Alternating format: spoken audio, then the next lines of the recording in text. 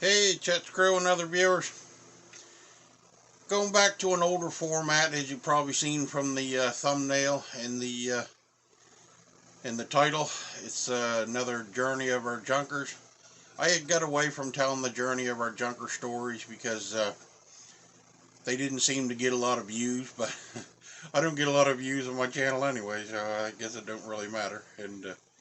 But I enjoy telling these stories, and I think there's some funny parts into them that the people who do enjoy watching my channel might like. So, but anyway, I this one is about a 1984 slash 1985 Ford Ranger. And I say that because it was made up of two different trucks, kind of.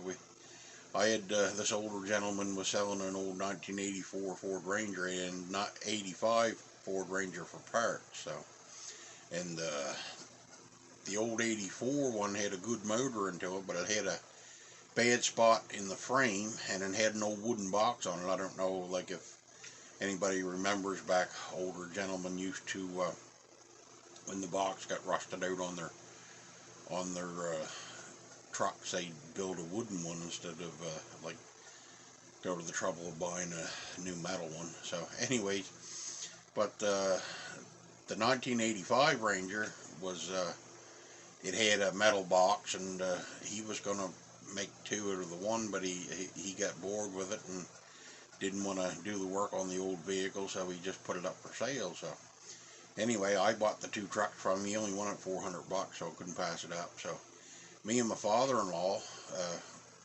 Butch, everybody called him Butch. His real name was St. Clair, but we decided we were gonna, or we never decided. I asked him if he'd help me fix it up, but anyway, we took it down to his place, and we were fixing it up, and so anyway, we put the box off the other truck onto it, fixed up the frame. Butch had an old Jeep frame down there, an old Army Jeep. That piece of the frame actually fit right over the Ford Ranger frame, and we bolted and welded that on, so it was probably the strongest part of the whole frame of the whole truck. So anyway, and then we fixed up the floor into it, and anyway, so one day we was out working underneath the hood, and I had always had old cheap tools at that time, because I couldn't afford to buy expensive ones, and Butch always had good tools. So anyway, he was working under the thing, and he had a pair of his vice grips that it was actually ones that somebody else had bought him for Christmas. Might have been even us. Had bought him for Christmas, and they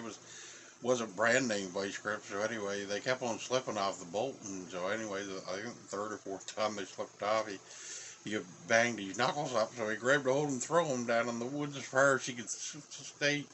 And I thought he was throwing mine away, which would have been fine because mine was just old cheap ones anyway. And he knew he was throwing his away. So anyway, I said to him, I looked because mine was still in the box, and I said, "Uh-oh, Butch," I said, "I think you threw the wrong vice grips away." And then he looked at me, "Oh no, Bub," he said, "did I throw your vice grips away?" And, "No, no," I said, "you threw your own away." He said, "Oh yeah, that's what I meant to do." He said, "Now go in and ask Ma's," what he always called his Marlene, his wife there. He said, "Ma," and said, "Go in and ask Ma to get me a pair of real vice grips." He said.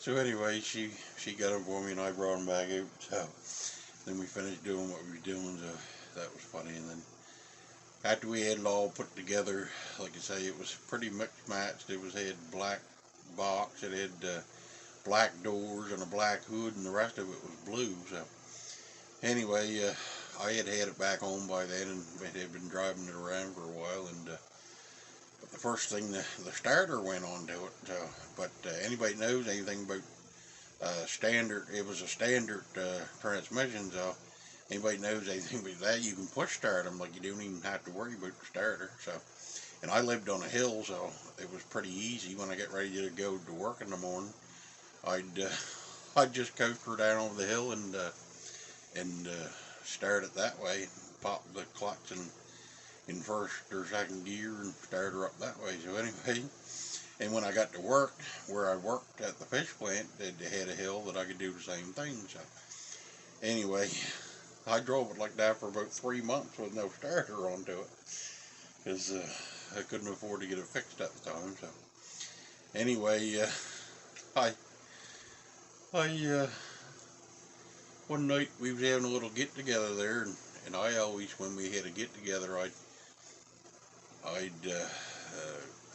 want to order a pizza. So anyway, and I'd always order it that way when if it was already ordered and that couldn't growl about it, and she'd go down and get it. So anyway, this one night anyway, I had ordered it, but she refused. She was so mad that I had ordered it without asking her that she wouldn't go get it. So anyway, I said, well, I'll go get it. I'll jump in my old truck there with no starter and go get it, because she had a car at the time. And so anyways, I took off, and me and my brother went down.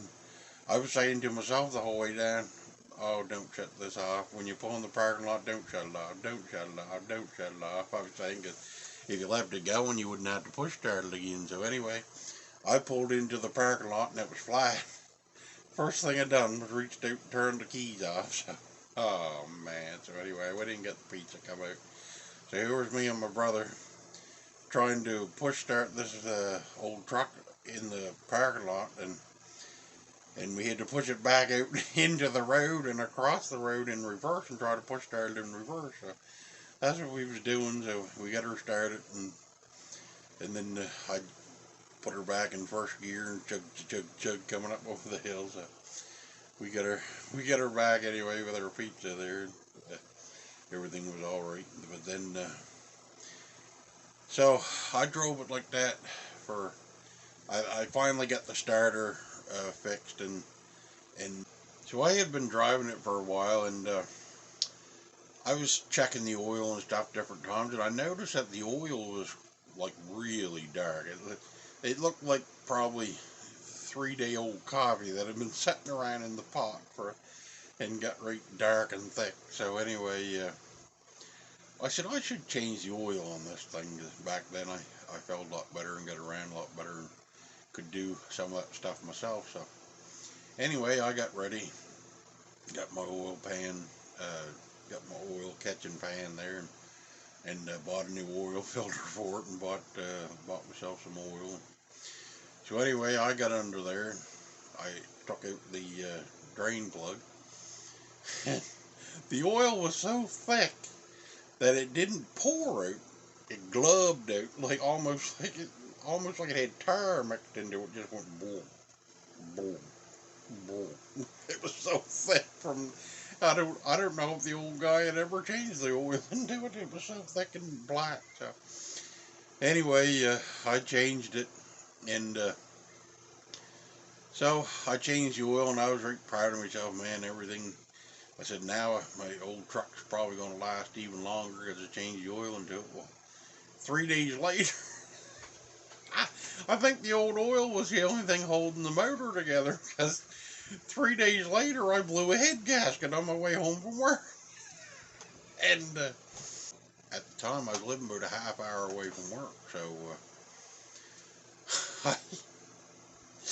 I was still about probably 20 minutes away from work, and when the head gasket blew into it, and so anyway, I called up my mechanic I was talking to at the time, and I said, well, what am I going to do? And he said, well, there ain't really much you can do. If you want to drive it home, you're going to have to drive it the way it is. So anyway, I started her up, and I kind of figured this was going to be my last days with the old Ford Ranger. So anyway, I started her up and went to drive her home, and if anybody knows what it's like with a blown head gasket, it was bad. Like, I started her up, and I started driving, and I was leaving a cloud, about a 50-foot cloud of white smoke behind me, because when you blow your head gasket, the water mixes in with the oil. So anyway, I got coming home, and like I say, the whole way for like a 20-minute drive, I was leaving this big 50-foot cloud of white smoke behind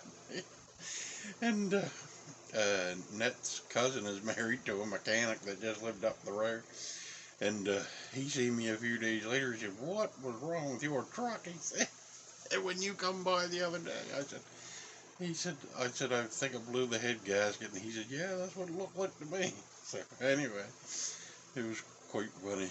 But anyway, like I say, that was the end of the old Ford Ranger days for me. So anyway, I laid her up, and I still had the old parts truck that was sitting in the driveway alongside of it, and actually a young guy, he bought it from me, and I sold it to him for the same price I paid for the two trucks. So I drove it for what, almost a year, and I got the same amount out of it as what I had into it, well, besides the money I had spent fixing it up, I guess.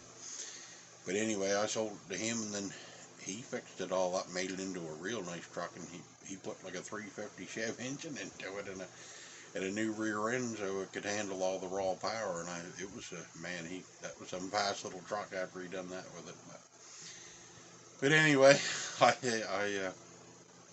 I hope y'all like this one. I just remembered it. It made me get a couple of chuckles out of it. And like I say, I had stopped doing these because people didn't really seem to watch them that much. But anyway, like I say, I don't get a lot of views on my videos to start with.